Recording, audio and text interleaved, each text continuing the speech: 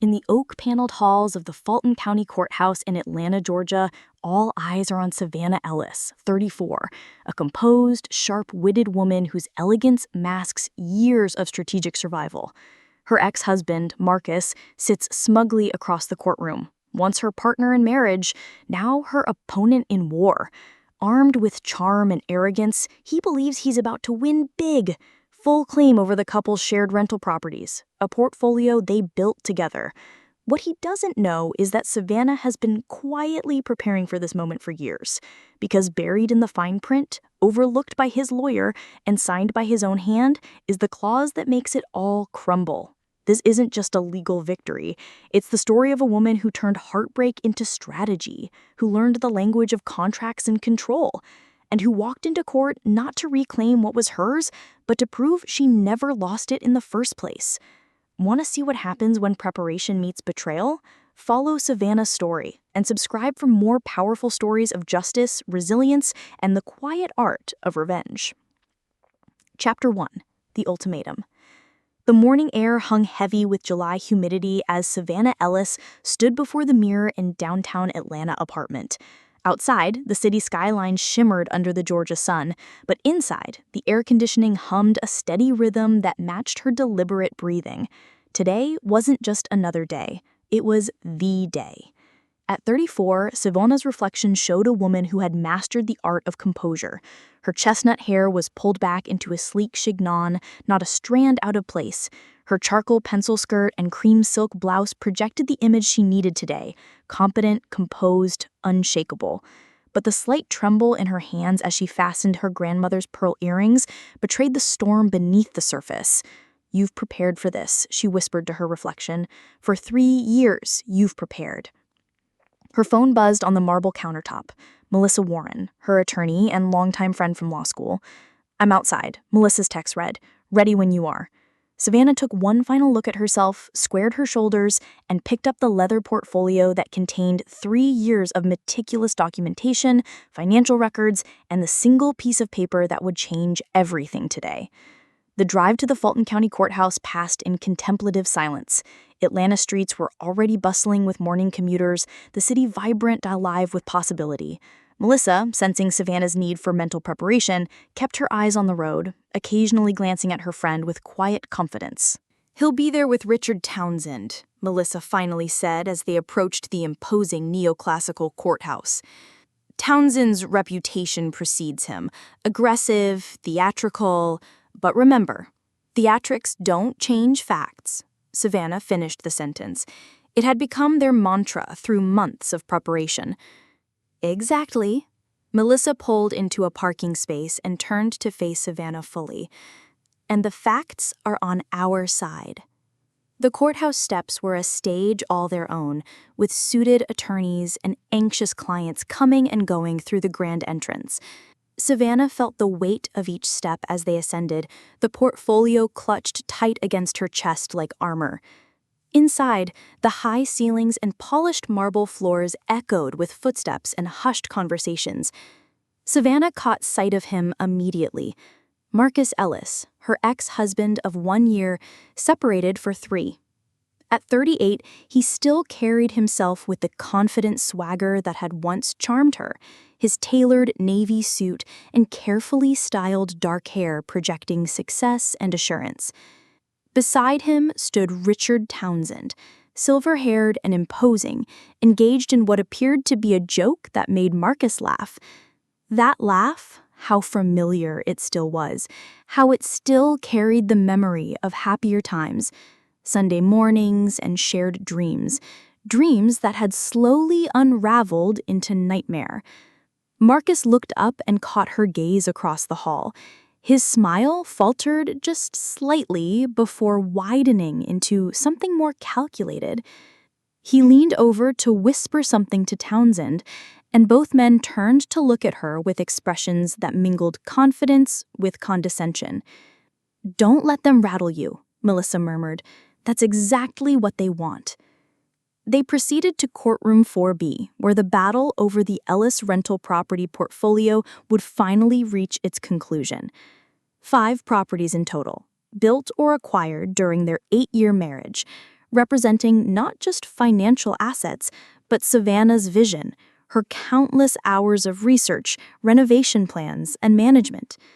Judge Eleanor Hargrove was already seated when they entered.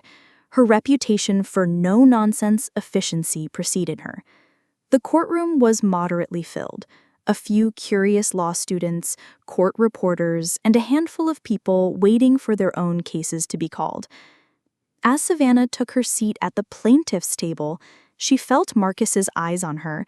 She refused to look back, focusing instead on arranging her documents precisely before her. "All rise," called the bailiff, and proceedings began.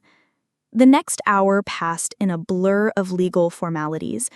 Townsend presented Marcus's case with theatrical flair, painting a picture of a devoted husband whose investment acumen and financial contributions had built a property empire, while characterizing Savannah as a passive beneficiary who had contributed little but was now seeking to claim what she hadn't earned. "Your Honor," Townsend's voice boomed, "Mr. Ellis invested not only his financial resources, but his expertise and countless hours into building this portfolio from nothing.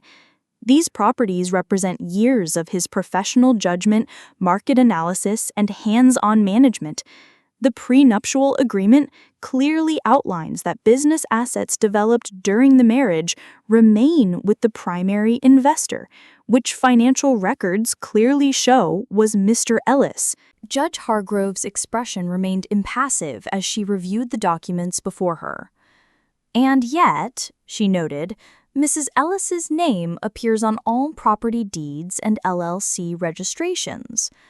"A mere formality, Your Honor," Townsend smoothly countered. "A common practice in marriages where one spouse is the true business mind behind the venture. We have provided evidence of Mr. Ellis's background in real estate development prior to the marriage, while Mrs. Ellis worked in an unrelated field." Savannah felt a flash of heat rise to her face, but kept her expression neutral. Her previous career as an interior designer was being deliberately minimized, her countless hours of property research, renovation planning, and tenant management erased from the narrative.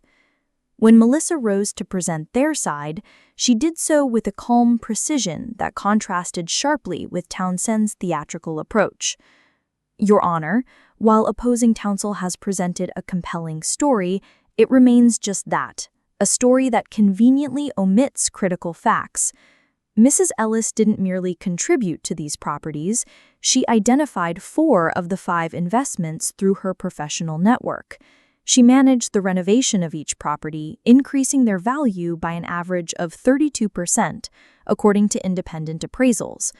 And most importantly," Melissa paused, "she protected her interests through careful documentation that Mr. Ellis himself acknowledged and signed." Marcus shifted in his seat, the first sign of discomfort he had shown all morning. Savannah finally allowed herself to look directly at him. Their eyes met across the courtroom, and for a moment she saw a flicker of the man she had once loved, beneath the arrogance a hint of uncertainty. The judge called for final statements, and Savannah felt the moment approaching, the moment everything would change. "Before we conclude, Your Honor," Melissa said, "my client would like to address the court." Judge Hargrove nodded, and Savannah rose, her heart pounding but her voice steady. "Your Honor, when I married Marcus Ellis 8 years ago, I believed we were building a future together. These properties weren't just investments, they were our shared vision for financial security. When that marriage began to fail 3 years ago, I didn't just walk away, I protected myself. I opened her portfolio and removed a single document.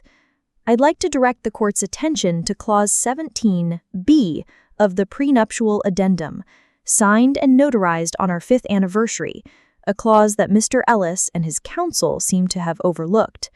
The bailiff took the document and handed it to the judge. As Judge Hargrove read, her eyebrows raised slightly, the first real emotion she had displayed all morning.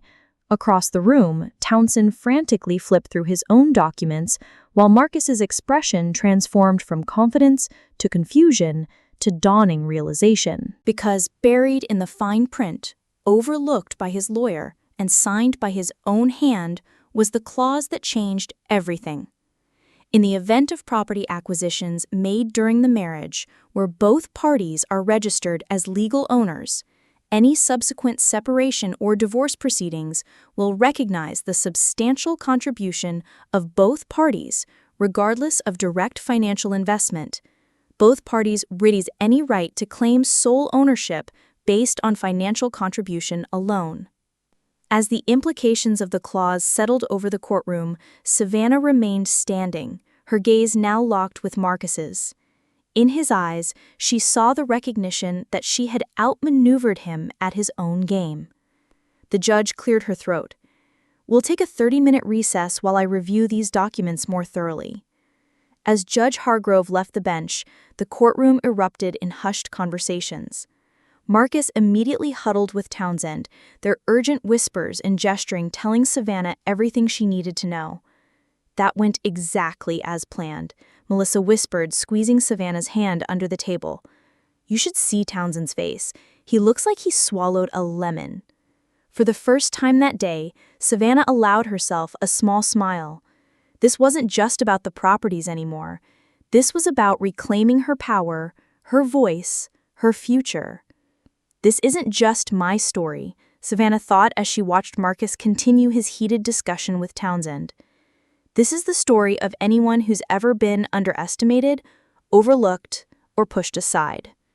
If this story of courage and strategic thinking resonates with you, subscribe to our channel for more inspiring narratives of people who refuse to be defined by others' expectations. Chapter 2 reveals the painful backstory and exactly how Savannah planned her courtroom triumph. You won't want to miss it. Chapter 2: The Architect of Her Own Justice. 3 years earlier, the rain had pounded against the windows of the Ellis home in Buckhead, an elegant Tudor revival that had been their first major renovation project together. Savannah sat alone at the kitchen island, surrounded by property management reports and renovation plans for their newest acquisition, a promising but neglected apartment building in Midtown. The granite countertop was cold beneath her fingertips as she absently traced the edge, waiting. The grandfather clock in the hallway chimed midnight. Marcus was late again. Not unusual these days, with explanations that grew increasingly vague. Client meetings, networking events, property scouting. Each excuse delivered with just enough plausibility to maintain deniability, but not enough substance to ease her growing suspicion. Their marriage had been crumbling quietly for months, erosion so gradual she could hardly pinpoint when it had begun. The shared excitement over property hunting had faded. The collaborative decision-making had shifted to Marcus making unilateral choices, then informing her after the fact. The we in their conversations had subtly transformed into I. His achievements, his vision, his success. The sound of a car pulling into the driveway broke her reverie. Headlights swept across the kitchen walls, then darkness again. Savannah didn't move from her seat, fingers still idly organizing the papers before her. The front door opened and closed softly, another warning sign. The Marcus she had married would have called out a greeting, found her wherever she was in the house, shared stories of his day. This Marcus moved quietly, as if preferring not to be noticed. He appeared in the kitchen doorway, surprise flickering across his face at finding her still awake. His tie was loosened, dark hair slightly disheveled, the faint scent of unfamiliar perfume clinging to his shirt collar. "You're still up," he said, a statement rather than a question. He crossed to the refrigerator, avoiding her gaze. "The Preston Road property needs decisions on the new HVAC system. The contractor needs an answer by tomorrow." Marcus retrieved a bottle of water, his back still to her. "I already told him to go with the carrier system. More expensive upfront, but better long-term value." Savannah set down her pen, the small sound somehow loud in the tense kitchen. "You made that decision without discussing it with me." He turned then, leaning against the counter with practiced, casual confidence. "I was handling it. No need to bother you with every little detail." A $42,000 system isn't a little detail, Marcus. She kept her voice level, refusing to give him the emotional reaction he seemed to want. We've always made these decisions together. He shrugged, taking a long drink of water. Things change. The business is growing. Sometimes decisions need to be made quickly. The business, she repeated the words, testing their weight. Our business? Our properties? Our investments? Something hardened in Marcus's expression. Let's be realistic, Savannah. I bring the financial expertise, the industry connections, the investment capital. You pick paint colors and talk to tenants. The dismissal stung like a physical blow. 5 years of her research, her network of contractors built through her interior design career, her property management that had maintained their near-perfect occupancy rates, all reduced to paint colors. She gathered her papers with deliberate calm, aligning the edges with precision. I'm going to bed. Marcus caught her arm as she moved to past him. Don't be like that. You know what I meant. I know exactly what you meant. And I think you do too. That night, as Marcus slept beside her, Savannah stared at the ceiling, the shape of their future clarifying in her mind. She wasn't just losing her husband. She was at risk of losing everything they'd built together, everything she had poured her heart and expertise into. Because on paper, Marcus's claim appeared stronger. His name led the financial transactions. His family money had provided larger portions of the down payments. In the story he would tell, was already telling, she was secondary, expendable. By morning, Savannah had made her decision. She would fight. Not to save the marriage that Marcus had already abandoned in all but name, but to protect herself, her contribution, her future. Her first call was to Melissa Warren.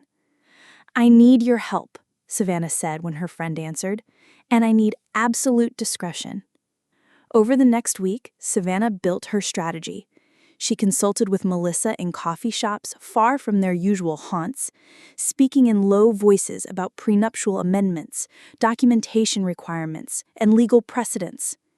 He's not going to sign something that explicitly disadvantages him, Melissa had warned, over steaming lattes in a quiet corner of a cafe in Decatur, well away from Marcus's usual territory.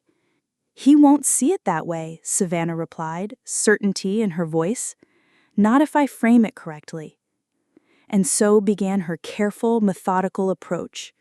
First, she compiled a comprehensive portfolio of her contributions, emails showing she had identified properties, before and after documentation of renovation she had overseen, tenant correspondence she had managed, problems she had solved, evidence that couldn't be dismissed or minimized. Next came the opportunity. Their 5th wedding anniversary approached, a milestone that Marcus, despite his emotional distancing, would feel obligated to acknowledge. Savannah suggested a weekend at the St. Regis, a renewal of vows with just the two of them, and a small amendment to their prenuptial agreement that would reflect their growth as business partners. It's about formalizing what we already know, she told him over an intimate dinner at the hotel restaurant, candlelight softening the growing lines of disconnect between them. That we're equal partners in this venture, that what we've built together. Marcus, warmed by expensive wine and the temporary revival of Savannah's affection, had barely glanced at the document. His eyes had been on her, on the elegant black dress she had chosen specifically for this night, on the facade of devoted wife she had constructed for this critical performance. Of course we're partners, he'd agreed, signing with the monogrammed pen she had given him as an anniversary gift. That's never been in question. The irony wasn't lost on her, that his dismissal of the document's importance mirrored his dismissal of her contributions to their business, that his confidence in his own centrality to their success had blinded him to the protection she was quietly securing for herself. For the next 2 years, Savannah maintained the appearance of a marriage while building her exit strategy. She kept meticulous records of every contribution she made to their properties. She established her own separate bank account, gradually diverting her portion of rental income. She built relationships with tenants, contractors, and property managers that would survive independent of Marcus. And she waited for the moment when he would finally make their separation official, when he would reveal the affair that she had known about for months, when he would initiate the divorce that would trigger her carefully laid plans. That moment came on a crisp October morning, 18 months after the anniversary weekend. Marcus sat across from her at the same kitchen island, his expression a practice blend of regret and determination. "This isn't working anymore," he began, the speech clearly rehearsed. "We've grown apart. We want different things." Savannah listened quietly as he outlined his version of their dissolution, how they had naturally drifted, how they would always respect each other, how he wanted to be fair in the division of assets. When he finished, she simply nodded. "I'll have Melissa Warren handle my side of the proceedings." Surprise flickered across his face at her calm acceptance, at the absence of tears or accusations. "You've already spoken to a lawyer?" "We both knew this was coming, Marcus." She met his gaze steadily. "Let's not pretend otherwise." The divorce proceedings began with the expected claim from Marcus that the rental properties were primarily his creation, his investment, his business acumen, that Savannah was entitled to a generous settlement, but not equal ownership. For months, she allowed him to believe he would win. She instructed Melissa to proceed carefully, to reveal their evidence gradually, to give Marcus and Townsend enough confidence to overplay their hand. And now, 3 years after that rainy night in their kitchen, the moment of revelation had arrived in courtroom 4B. As Savannah sat waiting for Judge Hargrove to return from recess, she reflected on the journey that had brought her here. The pain had been real, the betrayal of trust, the erasure of her contributions, the slow death of what had once been love. But from that pain had emerged a strength and clarity she hadn't known she possessed. Marcus continued his urgent conference with Townsend, both men now reviewing documents with increasing agitation. Occasionally, Marcus would glance in her direction, his expression a complex mixture of anger, disbelief, and reluctant respect. "You never suspected?" Melissa asked quietly, watching the scene across the courtroom. Men like Marcus rarely suspect. They're so convinced of their own narrative that they can't imagine anyone else is writing a different one. The bailiff called for attention as Judge Hargrove returned to the bench. The courtroom settled into tense silence. "Having reviewed the documentation presented by both parties, I find that Clause 17B of the prenuptial addendum is both valid and applicable to the properties in question. This clause clearly establishes that both parties acknowledge the substantial contribution of each spouse, regardless of direct financial investment." She looked directly at Marcus and his attorney. "Mr. Townsend, your argument focusing solely on financial contribution is rendered moot by your client's own signature on this document." Townsend rose, attempting one last maneuver. "Your Honor, we would argue that this amendment was signed without proper legal review and under—" "The document is properly notarized, Mr. Townsend," Judge Hargrove interrupted, "and signed by both parties without duress. Unless you have evidence to the contrary." Townsend glanced at Marcus, who sat rigid in his chair, then back to the judge. "No, Your Honor. Then my ruling is as follows. The 5 properties in question will remain under the joint ownership structure currently in place through the established LLC. Mrs. Ellis will maintain her 50% ownership and management rights. Mr. Ellis will maintain his 50% ownership and management rights. Neither party may sell or significantly alter any property without the consent of the other." The judge paused, looking between the two parties. "I suggest you both find a way to work together as business partners, even if you could not succeed as marriage partners. Court is adjourned." The sharp crack of the gavel echoed through the courtroom. Savannah exhaled slowly, feeling the weight of 3 years of preparation and strategy finally lift from her shoulders. Across the room, Marcus remained seated, staring at the table before him. When he finally looked up, their eyes met one last time. In that moment passed a silent acknowledgement that she had outmaneuvered him, yes, but also that he had underestimated her in ways that went beyond this courtroom battle. As Savannah rose to leave with Melissa, she felt no triumph, no desire to gloat or celebrate. What she felt was simpler, cleaner, the quiet satisfaction of having protected what was rightfully hers and the freedom to move forward on her own terms. Outside the courthouse, the Atlanta summer sun beat down on the marble steps.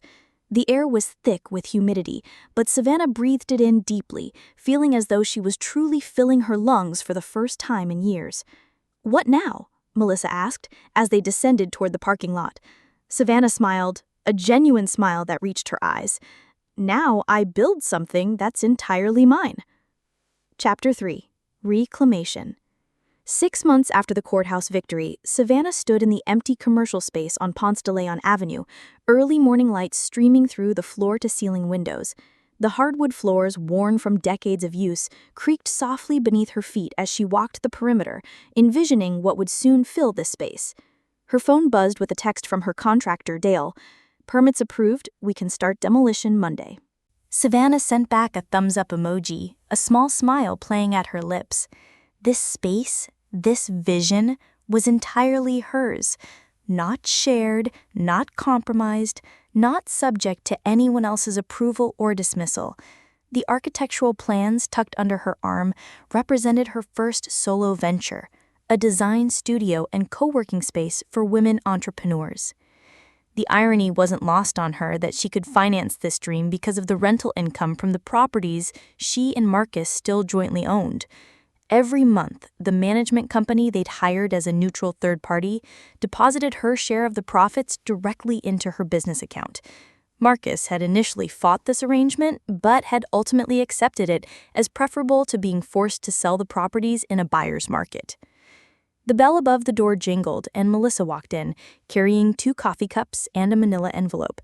"I come bearing caffeine and the final incorporation papers," she announced, handing Savannah a steaming latte. "Ellis Design Collaborative is officially a legal entity." Savannah accepted both with gratitude. "Not Ellis," she corrected gently. "Just my first name, Savannah Design Collaborative." Melissa raised an eyebrow. "Dropping the last name completely? Bold move." "New chapter, new identity." Savannah sipped her coffee, the warmth spreading through her chest. "Besides, there's something powerful about reclaiming just my first name. It feels more intimate, more authentic." They settled on the window ledge, looking out at the bustling Atlanta street. The neighborhood was in the midst of revitalization, much like Savannah herself. "Have you heard from him?" Melissa asked cautiously. Savannah nodded. "An email last week. Very professional. He's engaged again." "That was fast. How do you feel about it?" Savannah considered the question, searching for the truth of her emotions. "Relieved, mostly. If he's focused on a new relationship, he's less likely to create problems with our business arrangements." "And personally?" "Personally..." Savannah paused, watching a young mother push a stroller past the window. "I wish her better luck than I had. Or better judgment." They sat in comfortable silence for a moment, the sounds of the awakening city filtering through the old windows. Car horns, conversations, the distant rumble of the MARTA train. "You know what's strange?" Savannah finally said. "Throughout our divorce, everyone kept asking if I was okay, as if losing Marcus was the great tragedy of my life. No one seemed to understand that what I was really fighting for wasn't him, or even about him. It was about not being erased." Melissa nodded.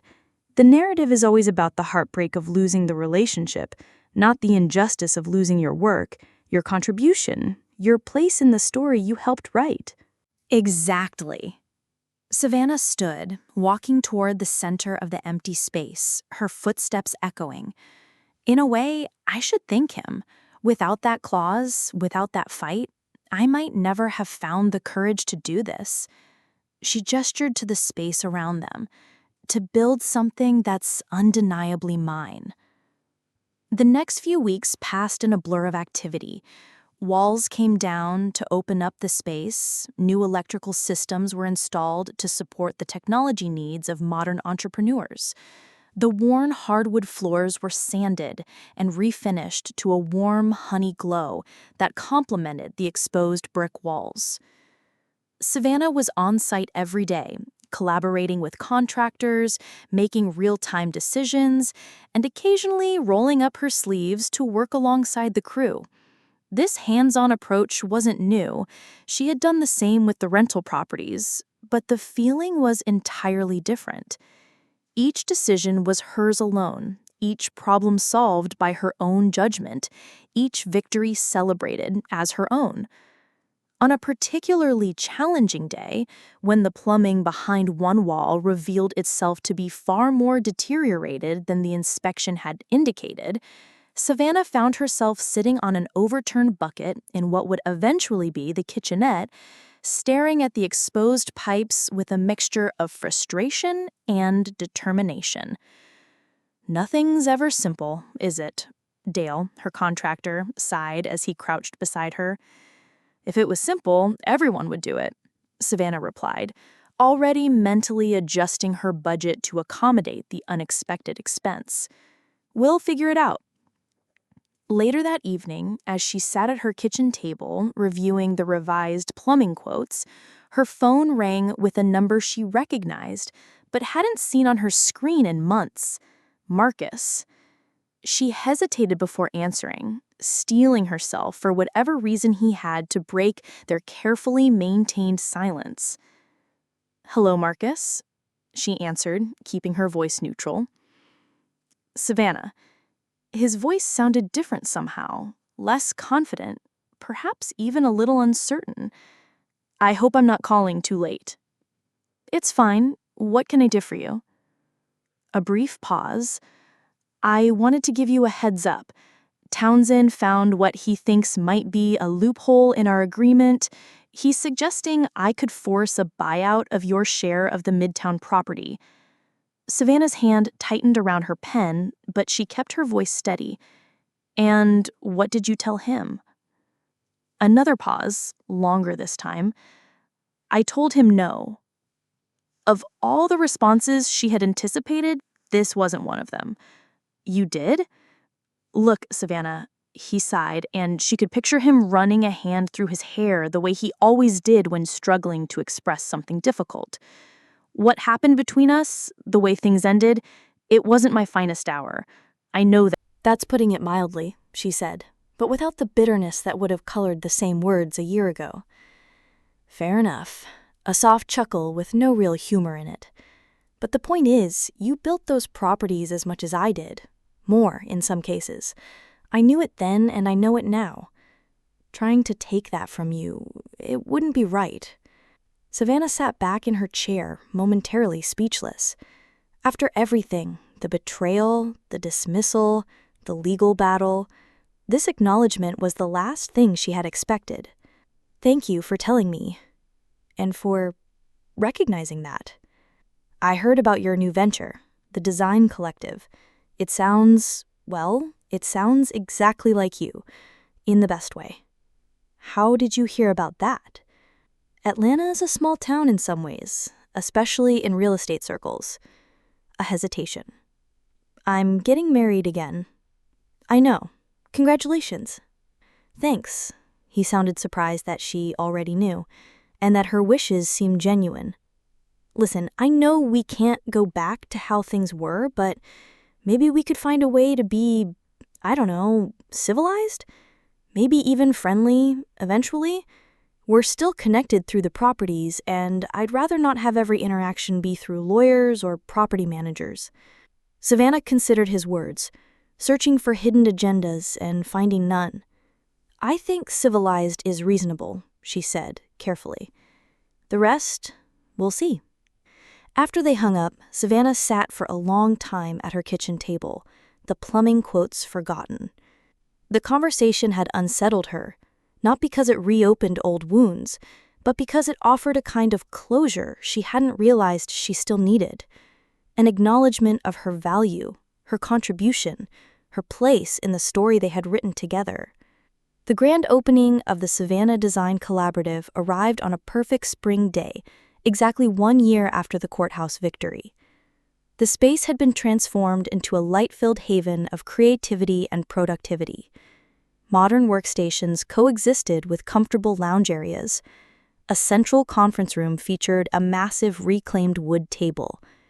Every detail reflected Savannah's vision of a space that nurtured both practical business needs and creative inspiration. As she stood before the gathered crowd of friends, future members, and local business leaders, Savannah felt a surreal sense of completion. The journey from that rainy night in her kitchen to this moment had been longer and harder than she could have imagined. But standing here, she wouldn't change a step of it. When I first conceived of this space, she began her brief opening remarks. I was at a crossroads in my life. I had to decide whether to fight for what I had helped build or to walk away and start over completely. Her gaze swept over the audience, lingering briefly on Melissa, who gave her an encouraging nod. What I discovered was that these weren't mutually exclusive choices. I could both honor my past contributions and create something entirely new. I could protect what was rightfully mine while building something that was uniquely mine. She gestured to the space around them. This collaborative isn't just about beautiful design or functional workspaces. It's about creating an environment where women entrepreneurs can own their ideas, their contributions, and their success, where no one's vision gets minimized or erased. The ribbon-cutting ceremony that followed felt like a physical manifestation of crossing a threshold. As applause filled the space, Savannah caught a glimpse of an unexpected face at the back of the crowd. Marcus stood near the door, not intruding but present, offering a small nod of acknowledgement when their eyes met. Savannah returned the nod, neither warm nor cold, simply acknowledging this moment of intersection in their now separate journeys. He slipped out during the toast that followed, having said everything he needed to say through his presence alone. Later, as the celebration continued around her, Savannah stepped out onto the small balcony overlooking Ponce de Leon Avenue. The setting sun bathed Atlanta in golden light, the city skyline a silhouette of possibility against the darkening sky. Melissa joined her, handing her a glass of champagne. To the architect of her own justice, she toasted, clinking her glass against Savannah's. Savannah smiled, looking out over the city she had made her own. No, she corrected gently, to the architect of her own future. As twilight settled over Atlanta, Savannah stood in quiet contemplation of everything that had brought her to this moment, the pain that had forged her resilience, the betrayal that had clarified her values, the fight that had revealed her strength. She had entered the courthouse that day not to reclaim what was hers, but to prove she had never lost it in the first place. And in doing so, she had found something far more valuable than property deeds or rental income, the unshakable knowledge of her own worth. This story speaks to anyone who has ever had to fight to be seen, to be valued, to claim their rightful place. If you've been moved by Savannah's journey from underestimated wife to empowered entrepreneur, subscribe to our channel for more narratives that explore the complexity of human relationships, the power of strategic thinking, and the triumph of the human spirit. Your story matters too. Share your thoughts in the comments below.